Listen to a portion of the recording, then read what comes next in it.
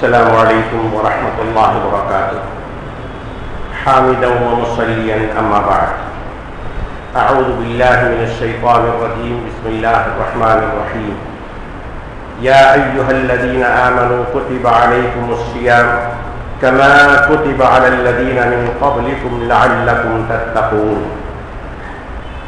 محترم حاضرین کرام، ویسے عموماً ہر سال تراویح کے بعد آپ حضرات سے مخاطب ہونے کا شرف حاصل ہوتا ہی رہتا ہے۔ اچانک آج میں پہنچ گیا، مجھے یہ شرف حاصل ہو رہا ہے کہ آج کی اجلاس میں آپ سے خطاب کروں، آپ سے گفتگو کروں۔ اللہ تعالی ہم تمام کو عمل کی توفیق عطا فرمائے۔ اللہ تعالیٰ نے ارشاد فرمایا، یا ایھا الذین آمنوا کتب علیکم الصیام، اے ایمان والو تم پر روزے فرض قرار دیے گئے ہیں، کما کتب علی الذین من قبلکم، جیسا کہ تم سے پہلے لوگوں پر بھی فرض قرار دیے گئے تھے۔ الحمدللہ اس پر کما حق و عمل ہو رہا ہے۔ پوری آیت کو لوگ ہر سال رمضان مبارک کے مہینے میں دن میں ایک بار نہیں، ہو سکتا ہے کئی مرتبہ سنتے ہو، معنی بھی معلوم ہوگا۔ اور کتب علیکم الصیام کما کتب علی الذین من قبلکم تک تو الحمدللہ بہت اچھا عمل ہو رہا ہے، لیکن لعلکم تتقون، اس کا جو مقصد ہے، اس کا جو تقاضا ہے، اس کو پورا کرنے کی ہمیں پوری کوشش کرنی چاہیے۔ اللہ تعالیٰ ان روزوں کی وجہ سے ہم کو لعلکم تتقون تک پہنچنے کی توفیق عطا فرمائے۔ روزوں کا مقصد ہی تقوی اور پرہیزگاری۔ تقوی پرہیزگاری کب حاصل ہوگی؟ جبکہ ہم اللہ تبارک و تعالیٰ نے ہم کو جو پیدا کیا ہے اور اللہ تعالیٰ نے ہم کو کیا حکم دیا ہے اس پر ہم غور کریں۔ میں زیادہ تفصیلات میں جانا نہیں چاہتا ہوں، بس فی البدی جو منتشر اور بے ربط باتیں جو میرے ذہن میں آ رہی ہے پیش کرنے کی کوشش کر رہا ہوں۔ اللہ تعالیٰ نے سورہ شمس میں کئی چیزوں کا قسم کھاتے ہوئے آپ نے فرمایا وَنَفْسٍ وَمَا سَوَّاهَا، نفس کی قسم، اور وما سواہا، جو اس کو برابر کر دیا ہے، اللہ تبارک و تعالیٰ نے اس کی قسم، نفس کی اور نفس کی بناوٹ کی اور نفس کی کیفیات اور ماہیات کی بھی قسم اللہ تبارک و تعالیٰ نے کی۔ ہم غور کرنا چاہیے کہ تقویٰ کس کو کہتے ہیں، تقویٰ اور پرہیزگاری کیسے حاصل ہوگی۔ جیسا کہ ابھی سابق مقرر سے آپ نے سماعت فرمائی کہ سابقوا الی الخیرات سے واقعی تقویٰ پرہیزگاری حاصل ہوتی ہے۔ اس کا ایک دوسرا پہلو یہ بھی ہے کہ ہم منہیات سے بچیں، منکرات سے بچیں۔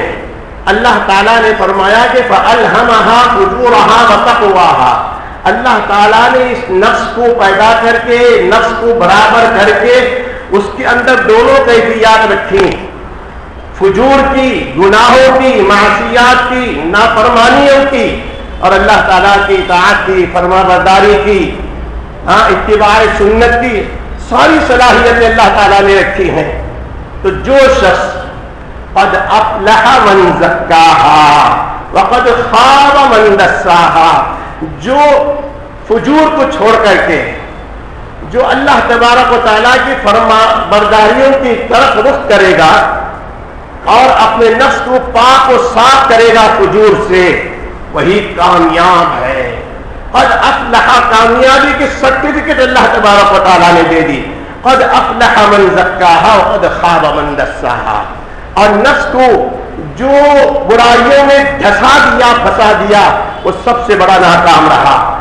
تو ہمیں اس مہینے کے اندر اللہ تبارک و تعالیٰ نے اپنے آپ کو تقویٰ پرہیزگاری کا متحمل بنانے کے لیے یہ ماہ مبارک بھیجا ہے۔ تو ہم کو سب سے پہلے جہاں تک ہو سکے نفس جو کہ برائیوں کی طرف ابھارنے والا ہے اس کی حمد نشاندہی کر کے اس سے بچنے کی کوشش کرنا چاہیے۔ اسی لیے اللہ تبارک و تعالیٰ نے ہماری اس نفس کی ٹریننگ کے لیے، تربیت کے لیے یہ ماہ مبارک بھیجا ہے۔ آپ کو معلوم ہونا چاہیے کہ ام المؤمنین عائشہ صدیقہ رضی اللہ تعالی عنہا سے صحابی رسول نے پوچھا اے امی جان بتائیے کہ اللہ کے رسول صلی اللہ علیہ وسلم کے اخلاق کیا تھے؟ آپ نے فرمایا اما قرأت القرآن، کیا تم نے قرآن نہیں پڑھا؟ کان خلقہ القرآن، قرآن پڑھتے جاؤ، نبی کے اخلاق سمجھتے جاؤ۔ قرآن الگ نہیں ہے، نبی کے اخلاق الگ نہیں ہیں۔ تو بتائیے کہ اگر نبی علیہ الصلوۃ والسلام کا تقوی اور آپ کی پرہیزگاری جو ہم کو تعلیم دی ہے، جو ہمیں سمجھاتی ہے، اس کو اپنانے کے لیے قرآن پڑھنا پڑے گا، قرآن کو سمجھنا پڑے گا۔ گویا کہ قرآن مجید کے اخلاق حاصل کرنے کے لیے اللہ تبارک و تعالیٰ نے اس مہینے کو خاص طور سے فرمایا جس مہینے میں قرآن مجید کو نازل کیا ہے۔ تو قرآنی صفات اپنے اندر پیدا کرنے کے لیے، قرآنی احکامات کے مطابق اپنے آپ کو بنانے سنوارنے کے لیے اللہ تعالیٰ نے خاص طور سے اس ماہ مبارک میں خاص حکم نازل فرمایا کہ روزے رکھو۔ تو روزوں سے انسان کی ٹریننگ ہوتی ہے۔ آئیے کیسے ٹریننگ ہوتی ہے؟ ہم روزے رکھتے ہیں، روزوں میں نفس کی محبوب ترین چیزوں سے اللہ تعالیٰ نے انسان کی ضرورت کا خیال رکھتے ہوئے، رہبانیت سے دور رکھتے ہوئے، ممتاز طریقے سے محبوب ترین چیزوں سے دور رہنے کا حکم دیا۔ آپ کو معلوم ہونا چاہیے دنیا کے اندر بہت سی چیزوں کی محبت انسان کے اندر ہے، جیسا کہ قرآن میں اللہ تعالیٰ نے کہا زُيِّنَ لِلنَّاسِ حُبُّ الشَّهَوَاتِ مِنَ النِّسَاءِ وَالْبَنِينَ وَالْقَنَاطِيرِ الْمُقَنطَرَةِ مِنَ الذَّهَبِ وَالْفِضَّةِ۔ اللہ تعالیٰ نے کہا زُيِّنَ لِلنَّاسِ، سارے لوگوں کے لیے، اس میں انبیاء بھی آ گئے، صلحاء بھی آ گئے، محدثین بھی آ گئے، علماء بھی آ گئے، بڑے بھی آ گئے، چھوٹے بھی آ گئے، سارے لوگوں کے دلوں کے اندر فطرتاً ہم نے محبت ڈالی ہے، اور محبت ڈال کر کے اس محبت کو مزین کر کے پیش کر دیا ہے۔ زُيِّنَ لِلنَّاسِ حُبُّ الشَّهَوَاتِ، ان میں سب سے پہلی چیز من النساء، عورتوں کی محبت، والبنین، لڑکوں کی محبت، والقناطیر المقنطرۃ من الذهب والفضة والخیل المسومۃ والانعام، چاندی سونے کے زیورات یا اس کے سکے اور چوپائے، ساری دنیا کی چیزیں انسان کے دلوں کے اندر اللہ تعالیٰ نے فطرتاً محبت بھر دی ہے، لیکن سب سے پہلے نمبر پر اللہ تعالیٰ نے کہا کہ نساء، عورتوں کی محبت۔ کون ایسا انسان ہے انسان کہلائے اور اس کے دل کے اندر عورت کی محبت نہ ہو؟ یہ ناممکن بات ہے۔ اللہ کے نبی علیہ الصلوۃ والسلام نے بھی فرمایا جو سید المتقین ہے، مجھے دنیا کی محبوب ترین چیزوں میں عورت سے بھی محبت ہے۔ تو ایسی محبوب ترین چیز کو اس روزے کی حالت میں محدود شرائط کے ساتھ دور رہنے کا حکم دے دیا۔ یہ ٹریننگ ہے، ایک تربیت ہے کہ یہ سب سے زیادہ دنیا کی چیزوں میں محبوب ترین چیز اللہ کے لیے تھوڑی سی صبح سے شام تک، صبح صادق سے لے کر غروب آفتاب تک کلی طور سے بھی منع نہیں کیا۔ بات چیت کر سکتے ہیں، ان کے ساتھ لین دین کر سکتے ہیں، بیٹھ سکتے ہیں، لیٹ سکتے ہیں، لیکن ہم اس طریقے سے منع کر دیا، اس کو حرام قرار دیا تاکہ اللہ کی محبت میں دنیا کی سب سے ترین محبوب چیز سے دور رہیں آدھے دن کے لیے۔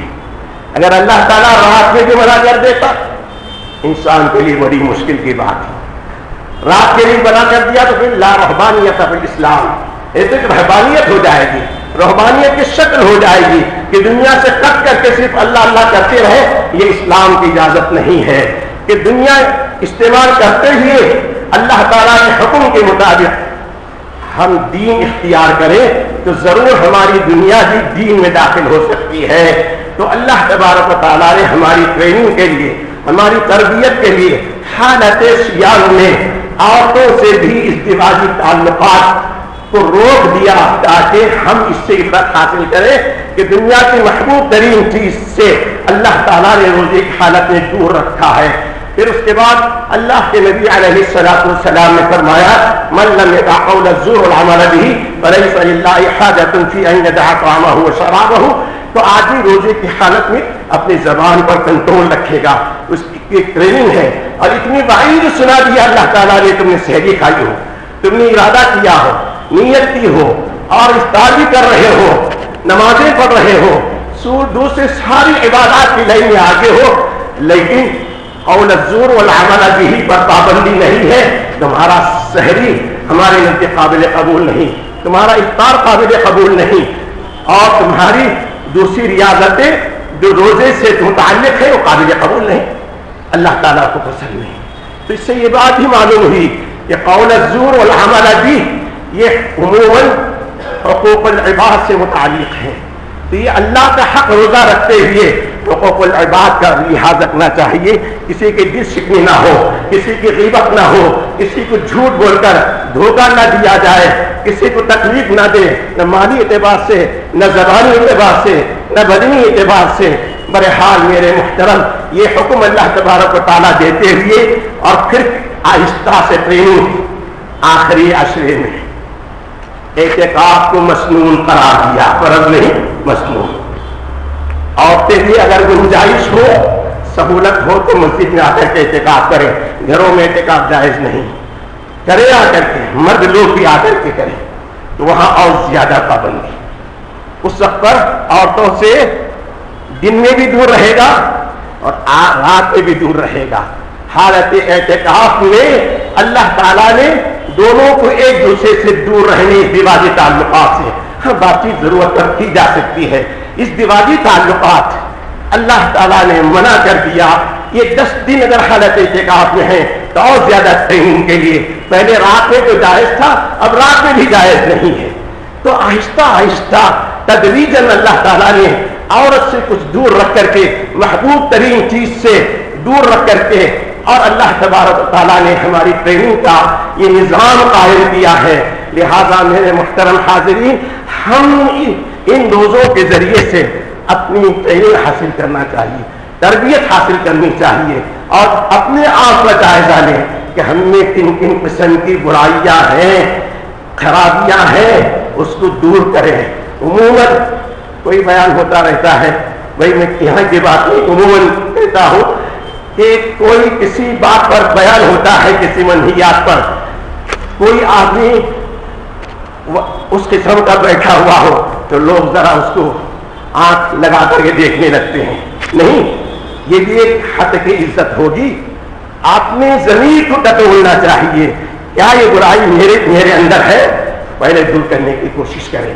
تو بہرحال یہ مہینہ ہماری تربیت کا ہے، ہماری ٹریننگ کا ہے، اسی لیے اللہ تعالیٰ نے اس ماہ مبارک کے شروع ہوتے ہی جنت کے سارے دروازوں کو کھول دیتا ہے تاکہ نیکیاں کر کر کے جنت کے مستحق ہو جائے، اور جہنم کے سارے دروازوں کو بند کر دیتا ہے تاکہ جہنم نافرمانیوں سے، اللہ تعالیٰ کی نافرمانیوں سے بچا کر کے اللہ تعالیٰ کے مقرب بندے بن کر کے جہنم سے بچنے والے ہو جائیں۔ میرے محترم، کسی ایک عالم سے کسی نے پوچھا کہ جنت کتنی دور ہے؟ انہوں نے کہا کہ جنت دور نہیں ہے، جنت بہت قریب ہے، 2 قدموں میں۔ کہا کہ کیسے؟ قرآن تم نے پڑھا نہیں؟ وَأَمَّا مَنْ خَافَ مَقَامَ رَبِّهِ، سب سے پہلی بات، جس نے کل قیامت کے دن اللہ تعالیٰ کے دربار میں کھڑے ہونے، اپنی زندگی کے ذرے ذرے کا حساب دینے کا خوف زندگی بھر کرتا رہے، اس طرح سے زندگی گزارے، اور وَنَهَى النَّفْسَ عَنِ الْهَوَىٰ، دوسری بات اپنے نفس کو خواہشات سے روکے۔ سارا اسلام، سارے اوامر پر عمل کرنا، سارے نواہی سے بچنا، ساری باتیں ان 2 آیات میں آ گئی۔ کہا اس عالم دین نے وَأَمَّا مَنْ خَافَ مَقَامَ رَبِّهِ، جو اپنے رب کے دربار میں کھڑے ہونے کا خوف اختیار کرے، وَنَهَى النَّفْسَ عَنِ الْهَوَىٰ، اور اپنے نفس کو خواہشات سے روکتا رہے گا فإن الجنۃ ہی المأویٰ، اس کا ٹھکانہ جنت کے علاوہ کچھ نہیں ہو سکتا۔ دعا کیجیے کہ اللہ تعالیٰ ہم تمام کو ان دونوں باتوں پر عمل کرتے ہوئے، نفس کی خواہشات سے بچتے ہوئے، اللہ کے احکامات پر عمل کر کے بالخصوص اس ماہ مبارک کی تمام سعادتیں حاصل کرتے ہوئے اس کی فرما برداریوں کے ذریعے سے اللہ تعالیٰ حاصل کرنے کی توفیق لے کر عطا فرمائے۔ لہذا میرے محترم آمد تیمم برخاست، عبدالحسیب صاحب آ گئے ہیں، آمد تیمم برخاست۔ السلام علیکم ورحمۃ اللہ وبرکاتہ۔